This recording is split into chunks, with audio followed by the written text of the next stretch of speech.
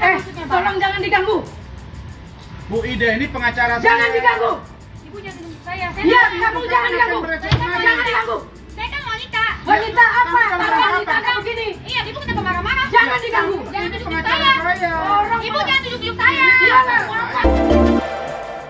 Heboh aksi Dennis Karisma hadap Nasman Arif Nasution secara langsung di Komejo di kawasan Kelapa Gading, Jakarta Utara.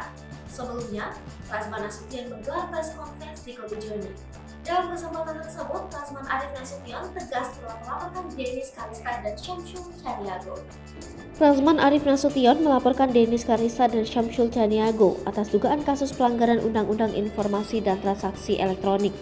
Dennis diduga melakukan ujaran kebencian dan keterangan palsu dengan menyebut pemilik Run Law Firm tersebut sebagai rentenir. Namun siapa sangka, Dennis yang dilaporkan ke pihak berwajib justru tiba-tiba hadir dalam acara press conference tersebut. Dennis langsung membawakan mobil Lamborghini warna merah. Sebelumnya Dennis mengaku sudah membayar DP mobil Lambo sebesar 1 miliar rupiah untuk Rasman Arif Nasution. Dennis lantas membawa mobil tersebut ke hadapan Rasman sekaligus menghadiri preskon atas laporannya dirinya sendiri. Sampai di lokasi Kopi Joni, Dennis berteriak memanggil pengacara Rasman Arif Nasution. Karena Rasman tak kunjung keluar, Dennis langsung bergabung dengan preskon. Kedatangan Dennis sebenarnya hanya ingin mempertanyakan pernyataan Rasman tentang dirinya. Dennis merasa pernyataan Rasman Nasution adalah sebuah pelecehan dan penghinaan. Belum lama Dennis berbicara, pengacara Rasman Nasution, Ida Neti justru naik pitam. Bahkan keduanya sempat terlibat adu mulut. Rasman hanya meminta Dennis menafsirkan sendiri perkataannya. Setelah Rasman meninggalkan lokasi, Dennis menegaskan siap hadapi laporan sang pengacara.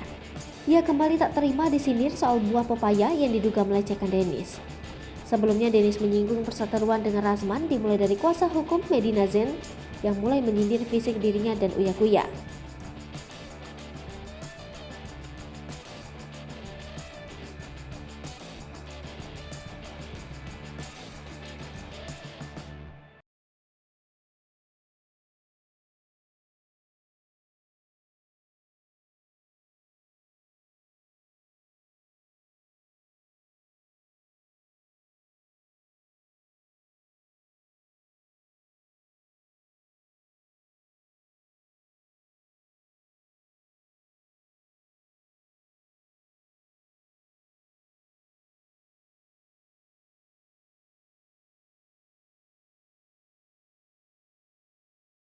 Hai pemirsa Sri Popo TV, jangan lupa komen, like, dan subscribe, serta tonton terus berita-berita